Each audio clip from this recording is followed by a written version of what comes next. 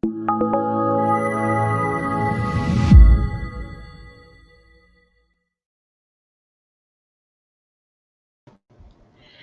everybody. Welcome again to CityBeat Live, our TV series here.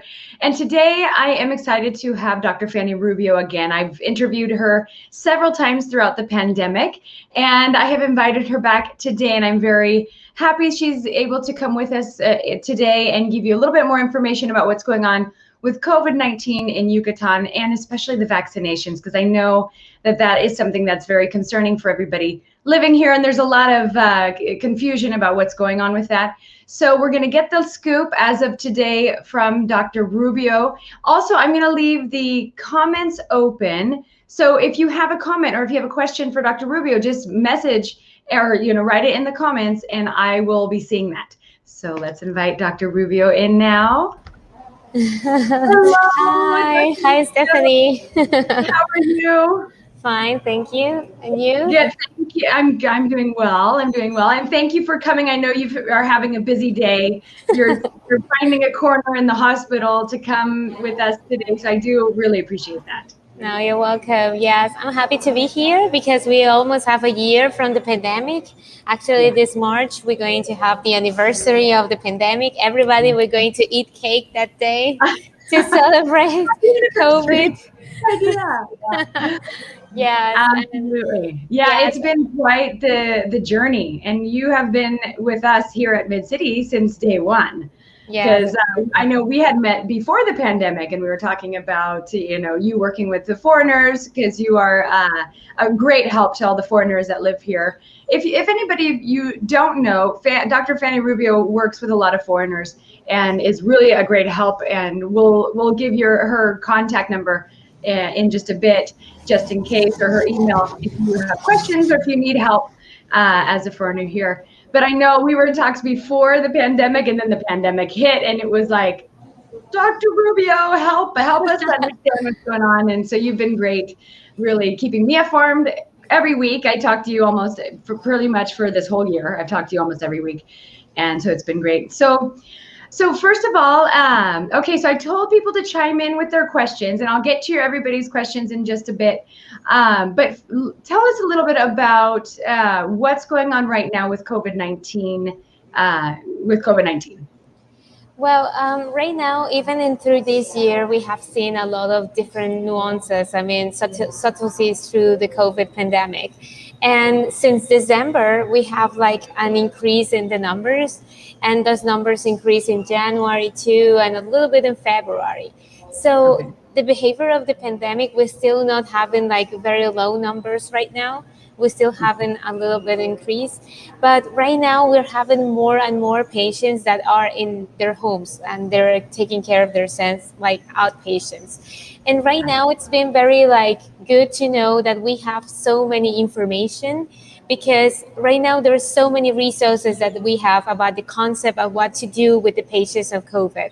Most of the patients that they get complicated, most of the cases are people that are not getting to have attention in the beginning of the pandemic, in the beginning of the illness. And because there are so other things and other factors that came up with them that increases their problems, okay? So yes, it's so important to understand that this illness, one of the teaching of this illness is patience. And it's very difficult because when somebody has COVID, they actually has to be at home and taking care of themselves, because their immune system is very vulnerable and vulnerable to get another kinds of infections, okay? So that's why it's so important to stay home, to keep protecting. I mean, don't be in contact with other persons, because the normal bacteria that we have in our environment, and sometimes we get exposed to that bacteria causes an infection, and that's when we have so other kind of situations. The other thing the complications, yes. And most of the people that get COVID at the beginning of the illness is very mild. They have no symptoms, most of the people, or very mild symptoms like fatigue. Sometimes they have fever, a chest, little feeling inside. But it's not something like that we expect them, like a pneumonia, like the flu, that it was so terrible. But there's some other cases that we have experienced. Actually, it was a recent case that we have in the medical community. A young doctor, he was a pediatrician, an intensive pediatrician.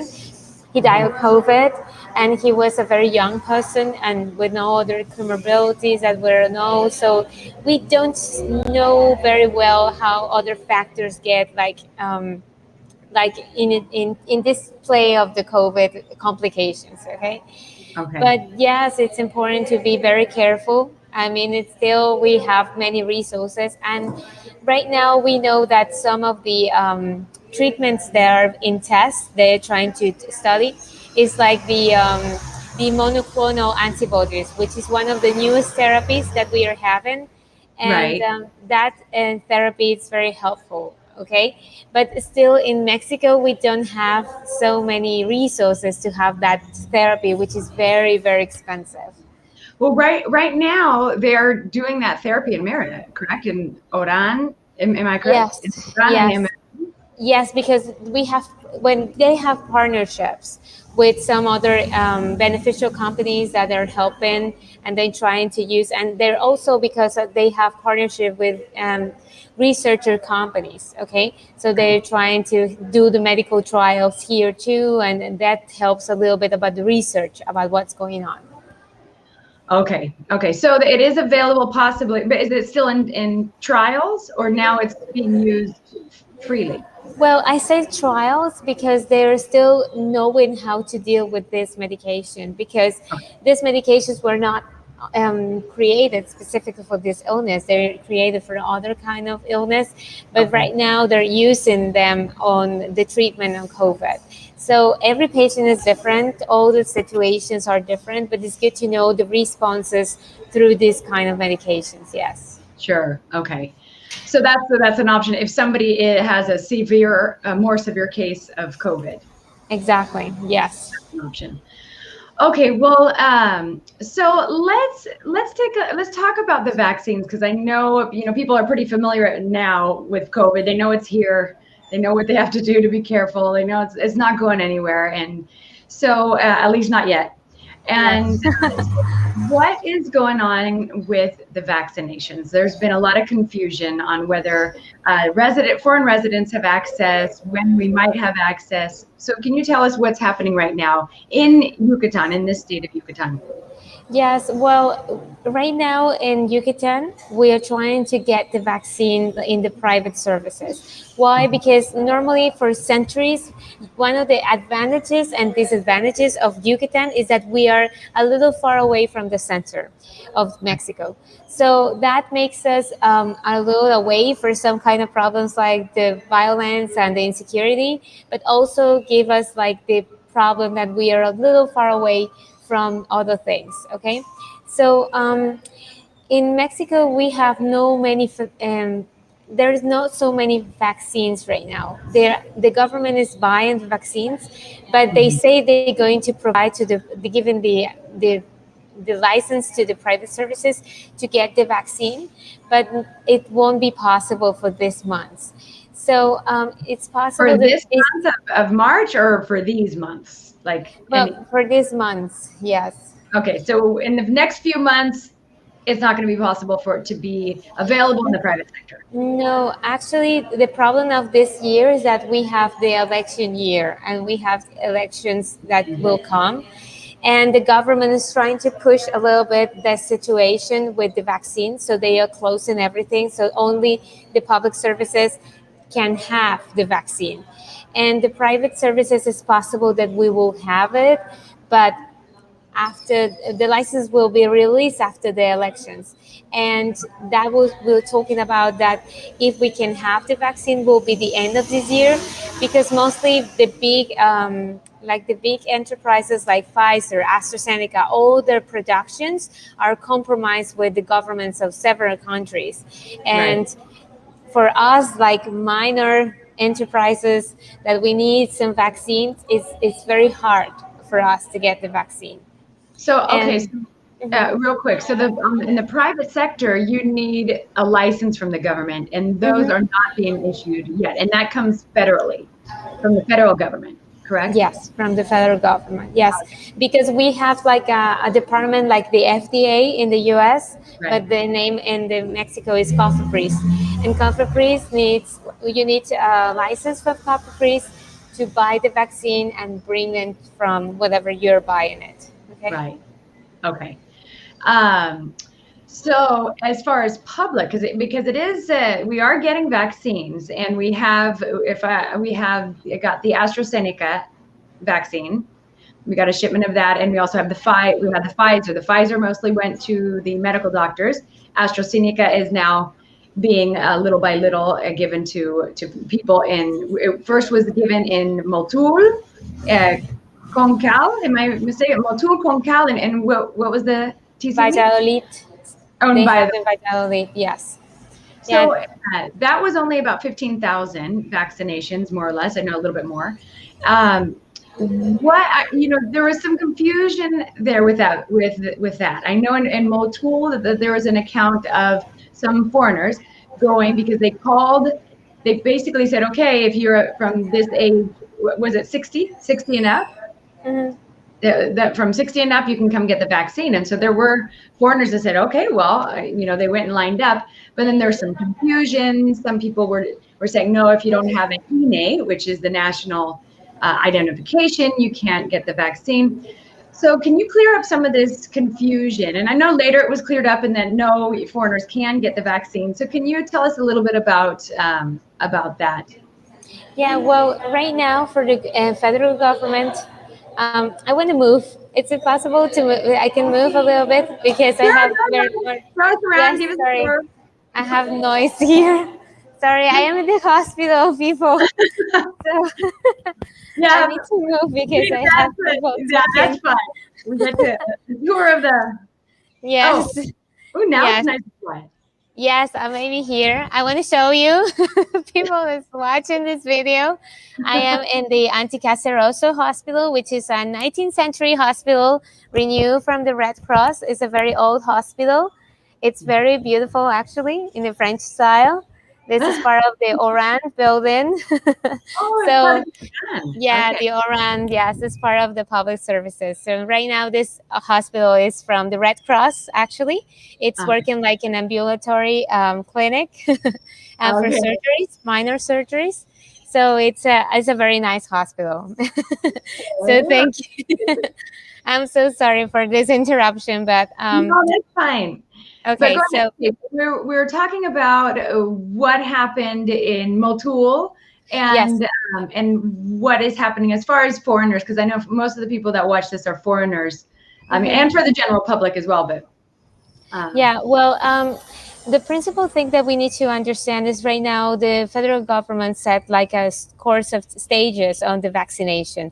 And the first part of the vaccination should be to the vulnerable population. And this vulnerable population are people with over 60 years old and people with other kinds of comorbidities, health professionals, and people who are working in COVID areas and clinicians and people like that. What happened specifically on Motul, it was that they didn't know how many people will go that day, and they take more vaccines. So that's why in that moment, normally the vaccines has a protocol, and it's very important the temperature. So here in Yucatan, we have a very beautiful hot weather, and obviously these vaccines were outside, and they need to use them. So for the federal government, they have no restrictions trying to apply the vaccines on the foreigners. Actually, they are allowing to the foreigners to get the vaccines. But the thing is that right now we have not enough vaccines for everybody. And the process of the vaccination is very, very, very slow. I mean, for the quantity of people that we have in our population, in the country, it's very few the vaccines that we are getting. And it's sad because I'm not seeing good strategies, epidemiological strategies to bring the vaccine. I mean, everybody, we are so stressed about that situation because we need to vaccinate people. And it's very interesting because also the WHO sent paper the other day, talking a little bit about the countries that they already had the vaccines, how's they feeling right now with this vaccination, and how their numbers, if they're increasing, if they're in the same. So we're seeing this phenomenon that even if the people get vaccinated, the numbers are not getting down so fast like we expected. Okay, but that Okay. doesn't mean that the people should say no, I don't want to vaccinate it. No, the thing is right now there are so many researchers, because there are new serotypes of the COVID. The COVID is mutating, and obviously it's going to change. Even the flu virus change every year, and we have a new vaccine every day with the new mutations.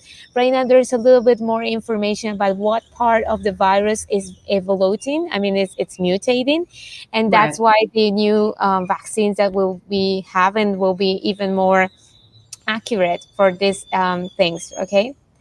Okay. One question about the initial people that are going to be getting the vaccine are over 60 and vulnerable, in the Yes. vulnerable category. Yes. So if an expat, or if a foreigner that lives here in Merida is over 60 and they are high risk, so let's say they have health condition that puts them in the high risk category, would they get bumped up on the list for vaccination when it gets here? Yes. Some of the expats have IMSS, for example, and the people who has this affiliation, they could have the vaccine through the IMSS system. And tell us what the IMSS is The again. IMSS is it's like the insurance from the social security. Okay. Right. Yes, and some of them has it, so that's a good way to be in contact to, because normally what they do, in I mean these services are contacting the people and saying you're a candidate to the vaccine, and they say that you want the vaccine. Okay, so they schedule the time and everything to have the vaccine. Right. Yeah. Okay. So if you have EAMS, if the Social Mhm. Security of Mexico, your chances are a little bit better. Say you don't have EAMS and you're on a private insurance, you are somebody that has money, owns a house, but you are high risk and you are over 60. What might be your possibility of getting a vaccine? Well, you Any? have, yes, you have a high possibility to get the vaccine. But right Okay. now we have to wait because we still haven't very few vaccines, and the flow of the vaccines are not the same. Actually, the governor of Yucatan is very concerned about this situation, and he has done a lot of things to try to get the vaccine by other means, but it's Mhm. been very difficult for him, even if they have doing a big effort. And this is very important to renown that, because he has done a big effort to try to do that, but it's very difficult right now to get the vaccine through us. Okay. Because all the vaccines that come into the country have to go through the federal government first. Yes. So they Yeah. can't just order from Yucatan, or a private can't just order it. It has to go through the federal government first.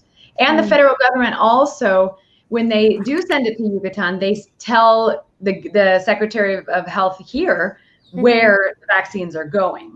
Yes. So the Secretary of Health helps with that procedure, but it's really all coming from the federal Secretary of Yes, and the other thing that I want to share too, because you also helped me with that, that I was trying to contact the consulate to try to bring vaccines from the U.S. for Health. American citizens too, like a way to be like a partnership for friendship, only for the U.S. citizens out borders who are living in Yucatan and they need the vaccine, because most of the people there are my patients, and they're I'm taking care of them. They're elderly people who cannot go to the airport and fly back to the US. Most of them are very concerned. They want to know if they have to fly back. And some of them, they have cancer, lymphoma patients. I mean, they have so many comorbidities, and it's a Right. very high risk for them to go back to the US. And yes, there's some people who has this kind of situation. And but I still believe that we can do something on that. I mean, if it's something that we can get together, everybody, and it's a concern of true concern for most of the people, maybe we can do something, because we have the infrastructure to bring the vaccine. We have everything with the University of Yucatan. We have so many resources that we can use to bring the vaccine in a good quality. And Uh-oh. and apply the vaccine. Okay, hold on. I think we lost you for a second. Oh, sorry. Yes, I with my phone. That's okay. Yes. But are you back? Because that was a really interesting bit of information. Yeah, Yeah? sorry. Yes, I'm back. So, Well, I was. if I'm understanding you correctly, Fani, you have talked to the U.S. consul. As of now, they have no plans of bringing the vaccine. They don't have access to that right now.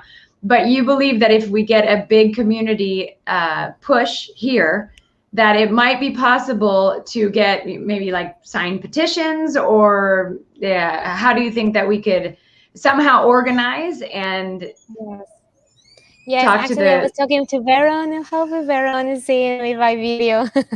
oh, I was talking to them, and I was telling them if, for example, a change.org.com petition will work, or something more formal like a letter with signatures, or like tell them there are real people concerned about this situation, that we can do something for this kind of situation, because I think that right. it's not going to be very easy, but if we get together and we work together, I think it's possible to do that, because I think time is precious, and the possibility to bring the vaccine, like trying to talk with the governments. I mean, if the US government talk to the Mexican government, and there's commitment in between both parts, I think we can do that in that way, like an option to get the vaccines before we get it through the private services.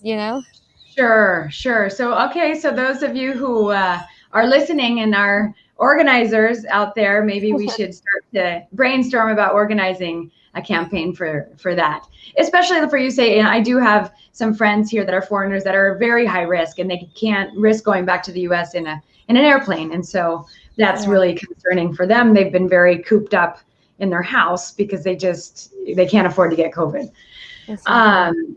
So let me take a look at a couple of these comments here. Okay, when will the vaccine be available to us in Merida? So that's kind of up in the air, right, Fani? I mean, realistically, do we know when the next shipment is coming to Yucatan?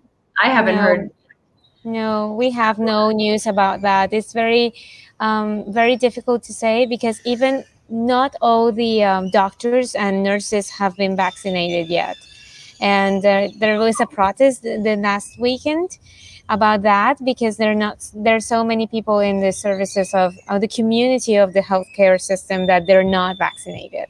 So yes, it's a reality. Right. Okay, so and Hillary Tower Bloom, she says, right. She says, just not understanding the difference because lots of residents there, and I think she's talking about Motul, were able to get it there. So lots of the difference, maybe if you can clarify, hold on. Did you clarify, Hillary? All foreigners. Maybe, Hillary, if you can clarify your question, I'm not exactly sure. Are you talking about Yucatecan residents versus foreigners? Or what's the difference? Maybe if you can clarify your question there. So Dale Morgan says it is going to be available for public places. Private clinics and hospitals will have it until the end of the year, she said. Oh, I think they're just discussing what Okay. you said.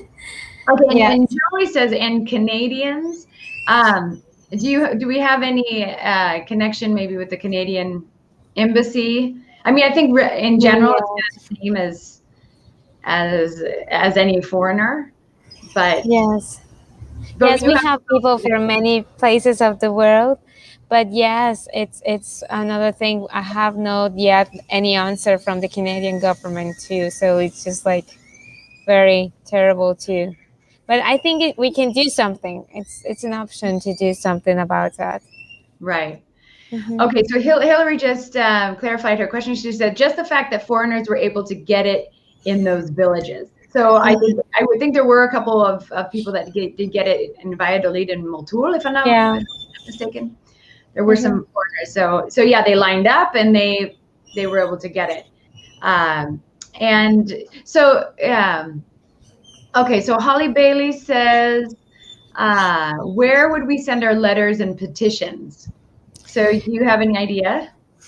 Well, I want to make it like something formal because one of the easiest things it will be change.com. I mean the .org actually, but Okay. I don't know if it's like a very huge impact to the embassy to see something like that. I Right. think will be better to do like a list about the people and the citizens where they live in, a contact information a little bit to know that they're living in Merida or they're living in Progreso, in Chilean, Tuchac, Izamal, Valladolid. I mean, they're in Yucatan living.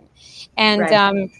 if they're living there, to know his name and a Sure. contact information, maybe an email, just for let them know when we have the vaccine of the year approved something, so we Right. can have a list of people that is just like having the information. So maybe a good way to do it is maybe send us an email, send me an email to say, yes, I want to get listed for this petition, and we can do it in that way. Maybe you can spread the word, and we can be more people knowing a little bit, like knowing in reality how many people wants this project. Right. Right. Yeah. Because I mean, like I said before, there's a lot of people in the foreign community that are high risk. So, um, yeah, and I think that probably the best way to do it as well is maybe brainstorm. I think this is an idea that Dr. Rubio has. So you don't really have the structure necessarily for it, but if we brainstorm, and I know a lot of foreigners do this sort of thing. It's kind of a thing that they do. So maybe if you have an idea, message me, and I will be more than willing to help promote how this can get out to different people, where people can go to maybe sign a letter. Maybe we could get something written up, and then people can go to a certain place on a Saturday morning and sign, or every other Saturday, or we can organize it in some way so that people can sign the petition. So we'll have to brainstorm about that. Okay, that's everybody's homework tonight. Yeah, that's okay. Right. And of course, we have talked to the U.S. consulate, but I haven't talked to the Canadian embassy or other foreign embassies either. So if you are from another country besides the U.S., possibly if you can do that as well. I mean, what can you lose? And there's an infrastructure here that could help, the medical infrastructure that could help. Well, okay. So do we have anything else that you want to add? I don't want to take any more of your time. I know you are busy and you have other things to do really quickly. So anything else, Dr. Rubio? Yes, I want to do this little explanation about the tests for getting back to the US. So there are two specific tests that you need when you have to go back and fly back or have a flight and to the US. The first is the PCR test. The PCR test is the swab on the nose and the pharynx, okay? Is the test for know if you have COVID or not. The other is the antigen test. The antigen test, mostly the people say that is the rapid test because it's the same day. And that is when a nasal swab, and it's only for that moment, and that's it. Those are the two tests that we need when we have to fly. And in the case of for example, the blood, like the finger, that those tests are not useful for that kind of purpose. Okay, so Okay. yes, it is something to clarify a little bit, because most of the people need sometimes to have travel and needs to go back to the US or to fly back. They need these two tests. Okay, for the difference in between one and the other is the place when they take the sample, the time. For example, the PCR test takes about 24 hours, and the antigen test is less, is the same day. Okay. And the other thing, one you need fasting, with the other you don't need fasting. I mean, some details that we need for every test. Right. And oops, I think we might have. Okay, so it's important to know. I think we lost you a little bit again. Sorry. There we go. Now, I was saying that it's so important to have that. Yes, I mean, for both things, it's so important to know what kind of test you might be needed and the other test. In what situation, okay? Sure. And I did a post about a while back, and I put it every week in my Saturday update, the COVID update, I put a link to the post of where you can get tests. And I included, I don't know, maybe 10 labs around the city. So if you're not sure and you need a test, look for at Mid-City Beat, look at the COVID health update, look at in the written part, you can find the link there. Or maybe I'll provide a link here in this video too for later, because I know it kind of gets lost along in the shuffle. But yeah, I have it available. Or if you really need to find it and you can't, just message me and I'll find the link for you. I'm used to it. All right. Well, thanks so much, Fani. So and at the end of the day, we don't know when we're getting more vaccines. We're not going to be vaccinated anytime soon, it looks like, necessarily. So we just kind of have to keep hanging tight. The COVID is still very much a part of our existence, and we have to be careful. But all right. But I mean, the good thing is that, people are used to getting treated. The doctors are used to treating the patients, and the severity of COVID is lessening, meaning like there aren't as many people dying or having complications from COVID, correct? Yes, because after the COVID, the patient gets so devastated for the COVID infection. It's a real fight, actually. It's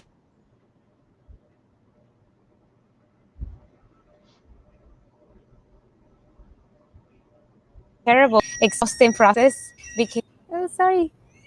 Yeah. Right. That's okay. No, I was saying that actually it's very complicated because the COVID makes so many like problems inside the body. So the body needs like heal himself, and it's so terrible. All the proteins that it lost. I mean, all the things that it's lost for the system. Okay, so yes, it's important. Some of the female lost a lot of hair. I mean, the skin is not the same. So the recovery time takes a little bit. And the most terrible part is that some people are not talking about after the COVID what happens, because we are seeing so many complications because of the COVID situation. So many, complications, and also things that the patient is having. And that's another thing that we need to check, because there's so many young persons who are getting sick and they're having complications. So it's just like something that we have forever, Right. So we just have to continue being careful, washing our hands, keeping our distance, masks, healthy diet, do exercise, take your supplements. Go for your exercise. Exactly. Yeah, boost the immune system for sure. All right. Thank you so much, Dr. Rubio. It's so great to have you. And hopefully we'll have you back on very soon, and you'll say, oh, there's more vaccines. You can go here and get it. We're crossing our fingers. I know the news changes daily. So, I mean, hopefully we'll get some good news soon. Yeah, thank you. And I'm so sorry this transmission was a little bit not normal. We've all been living online for the last year anyway, so we're used to connections going in and out. All right. So, and one last thing, remember everybody, you have your homework. So maybe we can get a petition going. So hopefully we'll get some momentum on that. All right. Thanks so much, Dr. Rubio. Good luck tonight. Thank you. Bye.